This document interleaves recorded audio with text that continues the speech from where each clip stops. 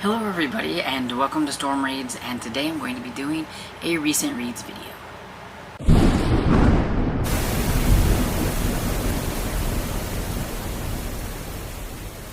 So I decided to go with recent reads this month, keep you on your toes. You never know what I'm going to do.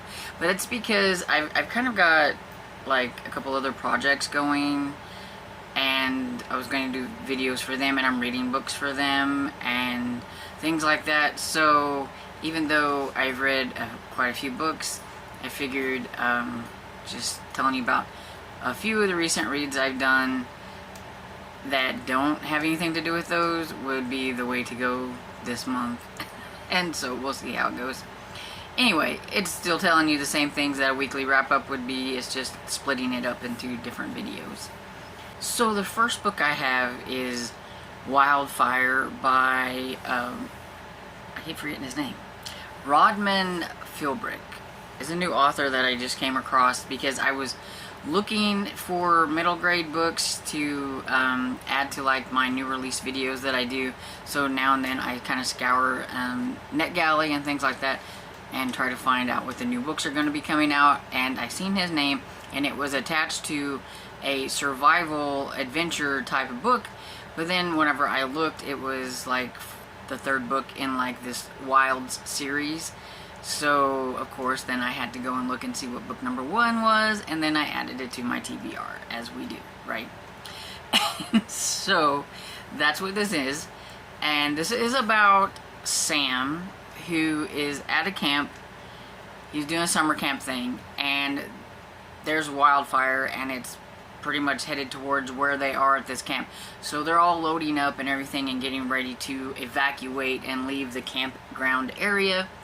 But of course, he forgets his phone, so he runs back to get his phone, and while he's doing that, the bus leaves. Okay, now, if we're all being serious, bad teacher or bad bus driver or whatever, because wouldn't you do a head count before you left to make sure you had all your kids? I mean, seriously.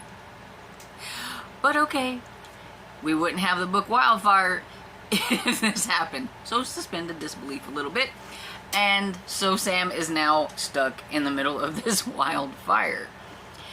And it's a good thing that his father, who is no longer with them, he died in a accident, I think in Afghanistan, I think it was, taught him some survival skills, because he has to use those to get himself out. And while he is trying to figure out how to get out of this situation, he meets a girl who was at another camp kind of nearby. She's a little bit older than him, but she's also a little bit more whiny than him. And her name is Delphi, and together they have to kind of team up. At first, I didn't think I was going to like her very much because, like I said, she was a little whiny. I mean, he's a kid doing the best he can, and you're a kid. Come on, give him a break sometimes. They end up finding a Jeep. It's like an old-time war Jeep or whatever it was, which is how they end up trying to, help themselves and get out. And I'm trying to believe that this 12-year-old boy knew how to drive this Jeep, and we're just gonna go on with that. He kind of remembers some things that his father taught him or whatever it is, and we're just gonna go with that. And everything. But it was pretty much non-stop action from the beginning of the book. I mean, it starts out, there's a wildfire, they're evacuating, and he's in trouble, and it's just like that from, they're being surrounded, they're trying to find the logging route. He's trying to remember things on how to survive that, his father had taught him. He needs to survive because his mother is ill. She had been addicted to painkillers, and she is in a rehab, and he's afraid that she's going to be told that he's dead because, he does get left in the fire. So what are most people going to expect? That he probably doesn't make it out.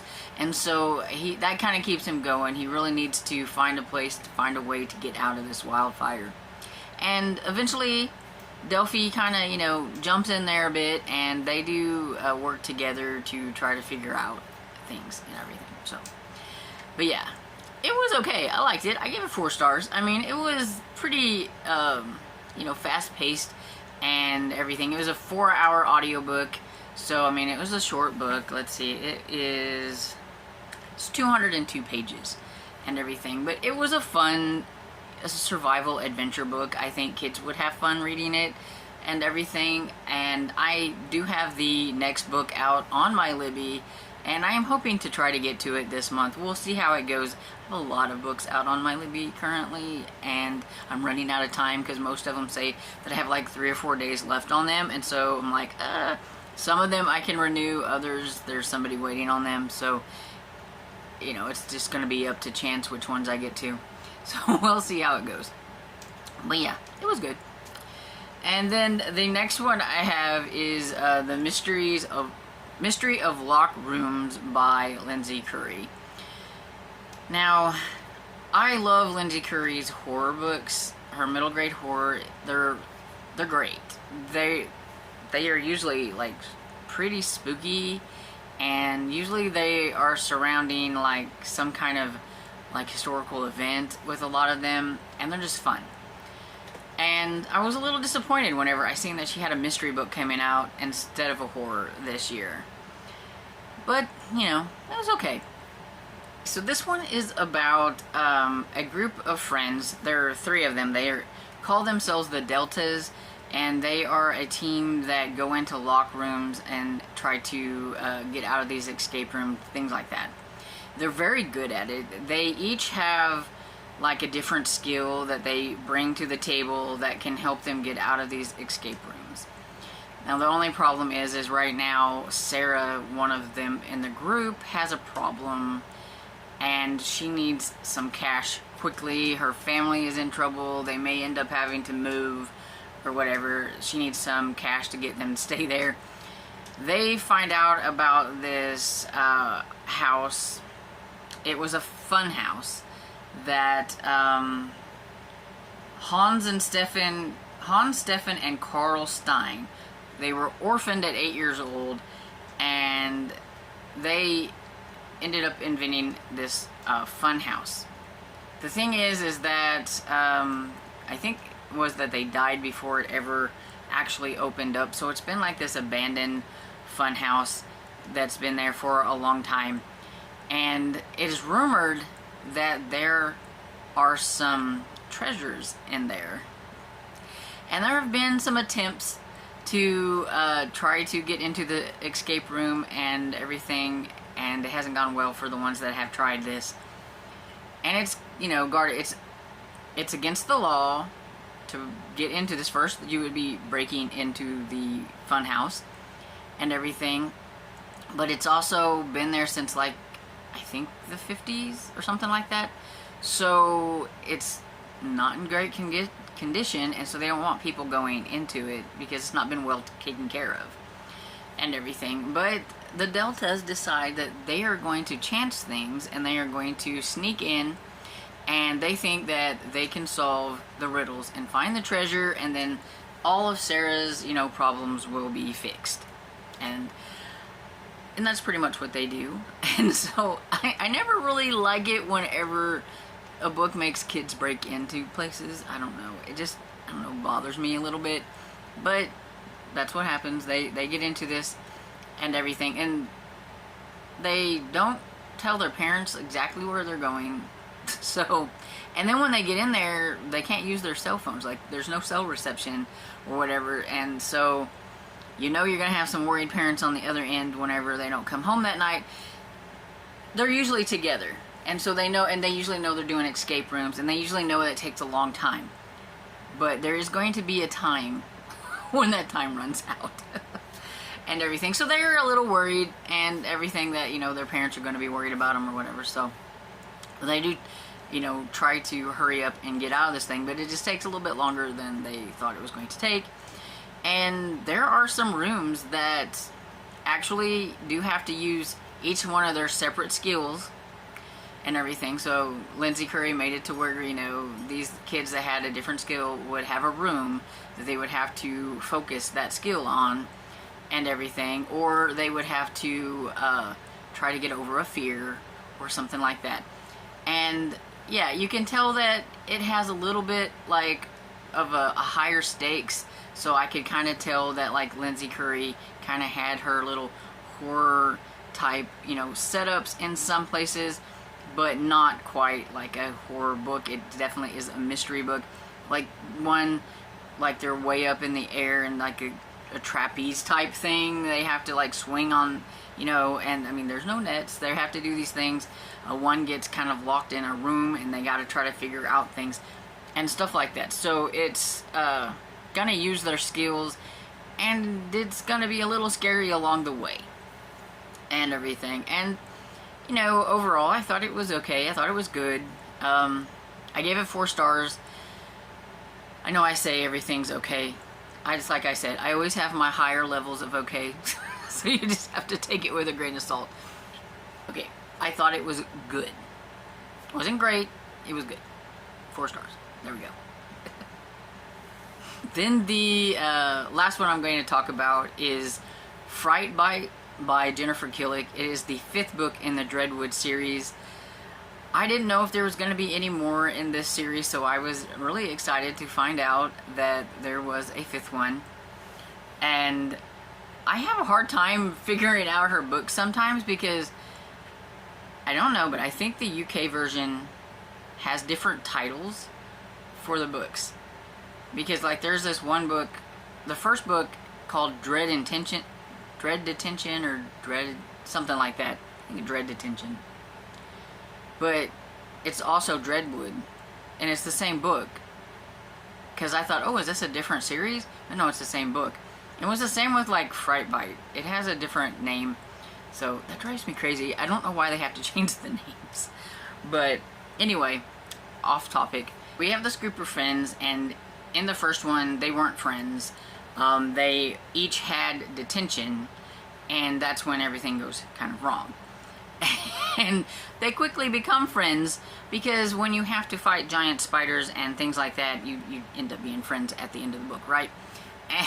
And so they're friends now. And we have Hallie, Angelo, Gustav, and Nara. I think that's Naria, something like that. And we eventually get another one whose name starts with a C, and I cannot remember her name at this moment. But she is kind of the reason they got detention, and then they become friends with her and everything. And you would just have to read the book to find out. But there are some evil villains in this series that are in the series throughout the book. You kind of wonder how on earth they are still at it, but they are. It's one of those things. And it's a killer animal, killer kind of creature, whatever it is, kind of books. Each book has a different one. We've had spiders, we've had nasty snake-looking worm things, we've had a bunch of like ravens, I think, or crows. We've had octopus thing, creature from the depths of the sea, and now we have rats and everything. And they thought things were going their way. They, you know, thought everything was going to be in the past and everything was going to be cool. They were going on this, like, kind of adventure. But let me tell you, if you've survived spiders, nasty worms, octopus, all these animals and all these things, I think the last place I'd want to go to have an adventure is an escape room. I'm just saying. But that's kind of where they go. They go to this place. It's supposed to be a new place, I think it is, and they're wanting to check it out, and their parents are taking them there, dropping them off, all that kind of good stuff, and everything. And everything was going pretty good at the beginning, and then it all falls apart, of course, and everything. And so then they're having to try to escape. And, you know, it's kind of like the other book that I just talked about. There are some spooky moments in some of these escape room places to where, you know, some things happen and all that kind of good stuff. And to the point that where, hopefully I'm not getting them mixed up on what happens. I just now thought about that. But, yeah, so it was fun. I enjoyed it. I gave it 4 stars. it's just as fun as the other ones. I like kind of killer animal, killer creature type books in the first place. And so yeah, it was a lot of fun. And so those are 3 books, middle grade books that I have read this month for middle grade May so far. I have some more, and I'll probably do them in another recent reads. I'm going to try to do these in 3s, if I can remember to do them in 3s and everything, and you will be seeing some other videos as the month goes on some other things, so stay tuned. And anyway, let me know what you thought about these books. Did they sound fun to you? Did they sound terrifying? Let me know down in the comments. And I hope you enjoyed this video, and if you did, please give it a thumbs up and subscribe, and I will see you all in the next video. Bye!